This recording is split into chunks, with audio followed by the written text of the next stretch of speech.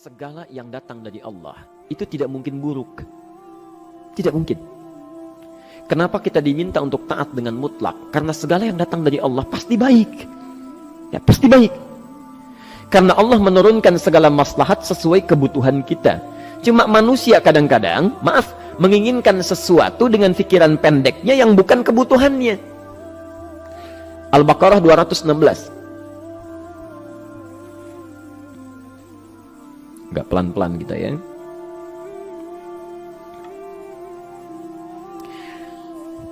Bapak Ibu kalau diminta milih, pilih motor, pilih mobil. Pilih motor, pilih mobil. Kalau sebagai manusia biasa pilih motor, keterlaluan itu. Umumnya akan memilih mobil. Akan memilih mobil umumnya. Tapi kadang-kadang kita menginginkan sesuatu yang tinggi, menurut Allah itu bukan kebutuhan kamu. Kebutuhan kamu itu motor. Ya. Keperluan kamu motor. Kalau kamu punya mobil, sulit nantinya. Gangnya sempit, mesti bikin garasi, anggaran bertambah, dipikirin juga. Capek. Sudah, motor saja, terbebas dari banyak kemacetan. Mampu diurai, tidak banyak difikirkan. Pelan-pelan. Turun ayat, Kutiba alaikumul qitalu wa huwa kurhul lakum. Ya. Diwajibkan atas kalian berperang. Dulu orang diminta jihad gelisah, ya. Gelisah. Nah, kalau ada perintah Allah yang melahirkan kegelisahan, ini maknanya.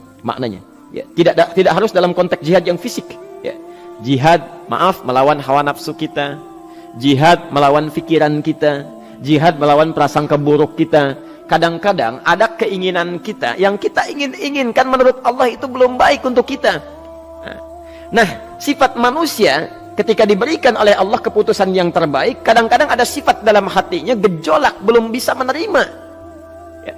Ada gejolak di hatinya. Dalam keadaan demikian kata Quran, Kutiba alaikumul qital. Kalau Anda merasakan sesuatu sedang ada gejolak di jiwa, sulit menerima ketetapan Allah, maka perangi perasaan-perasaan buruk itu. Wa huwa kurhul lakum, walaupun itu sulit. Walaupun itu sulit. Jangan berprasangka buruk dulu pada Allah. Ayat yang indahnya, perhatikan kalimatnya. Asa an takrahu syai'an fahuwa khairul lakum. Boleh jadi Anda tidak menyukai sesuatu, di balik itu ada kebaikan-kebaikan besar yang Allah sedang rencanakan. Karena pikiran kita pendek, maunya sekarang saja. Tapi subhanallah, Allah sangat panjang, tidak ada batasnya. Allah memberikan maslahat sampai kamu meninggal, ini maslahatnya. Kamu berpikir sekarang saja. Wa asa an tuhibbu syai'an wa huwa syarrul lakum.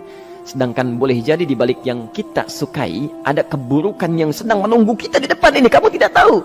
Ya. Apa logikanya?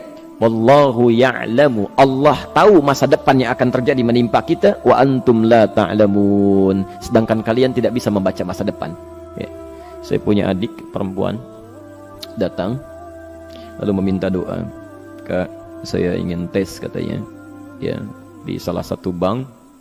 Kemudian sudah pada tahap akhir yang menurut hitung-hitungan manusia dan perkiraannya insya Allah lulus. Karena tidak ada alasan apa-apa lagi untuk tidak meluluskan. Baik, bismillah kita berdoa. Tapi doa kita seperti dibimbing oleh Quran, tidak minta dunia saja. Ya.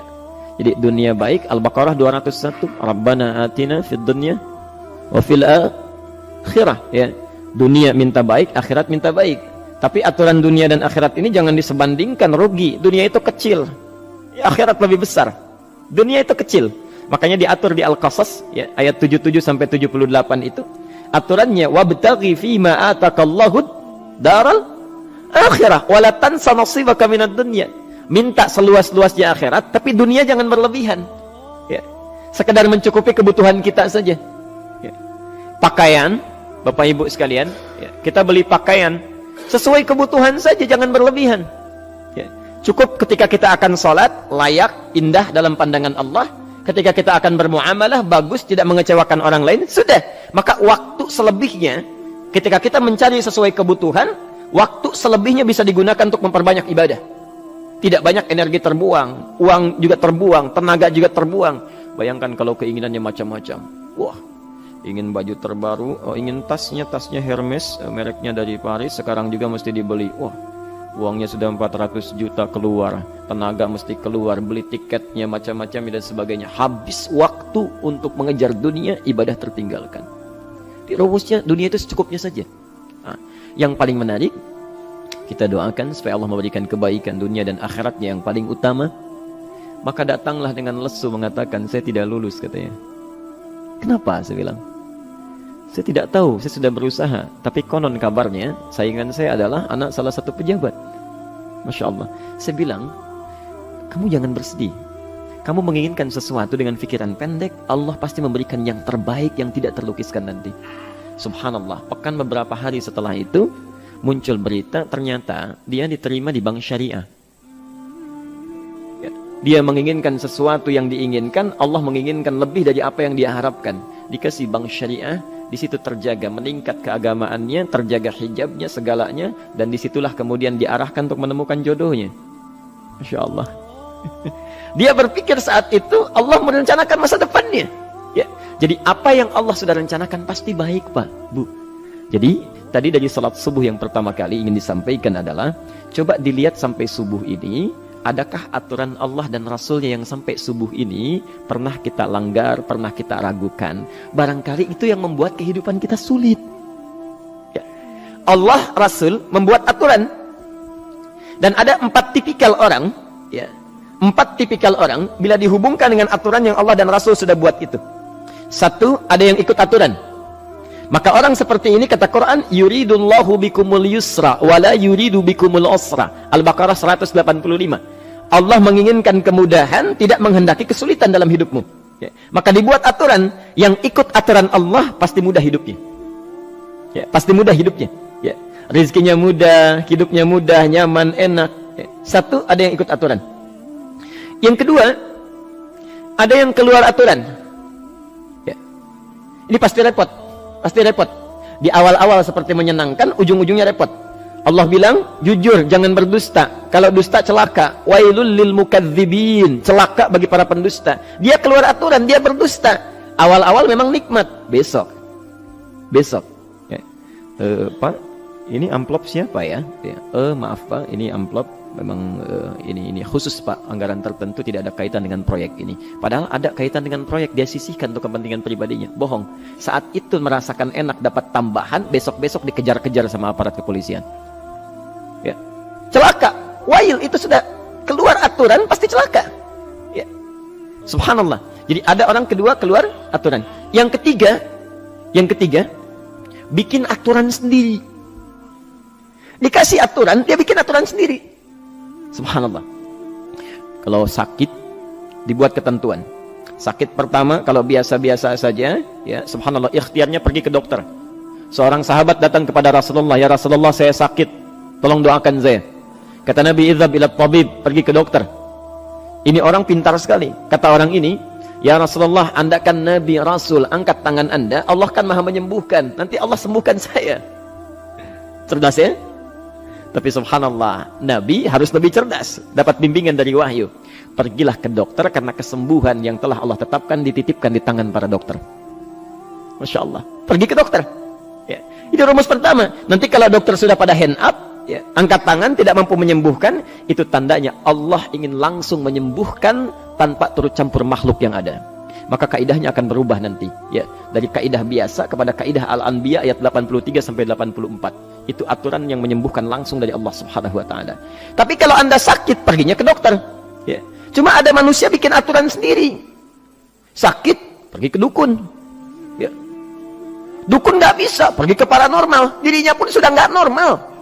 Makanya disebut paranormal, karena nggak normal. Ya. Tapi didatangi juga gitu, bikin aturan sendiri. Karena itu jadi lebih sulit hidupnya. Ya. Doa, minta pada Allah, kan sederhana. Ya. Doa, nggak bayar, nggak ada macam-macam, Masya Allah, gampang sebetulnya. Ada kekeringan, sekarang kan banyak kekeringan ya, banyak kekeringan. Dikasih rumus, subhanallah, dikasih rumus yang tidak perlu pakai biaya, meluangkan waktu, itu pun berpahala juga. Dunianya dapat, akhiratnya melimpah. Ya. Dikasihlah salat istisqa, Masya Allah, tinggal minta, memohon kepada Allah. Salat, mengangkat tangan, mohon pada Allah, subhanallah. Manusia tidak bikin aturan sendiri. Digarami saja. Orang garamin sayur, dia garamin awan. Cari biaya miliaran, terbang pakai pesawat. Kalau Allah tidak berkehendak, ya sudah. Ya. Ayo silahkan, berapa biaya yang mau kamu kumpulkan? Tenaga yang kamu kumpulkan, silahkan aja. Ya. Yang ini hujan, bikin kering lagi di sana. Sana hujan, bikin kering lagi di sana. Mau sampai kapan?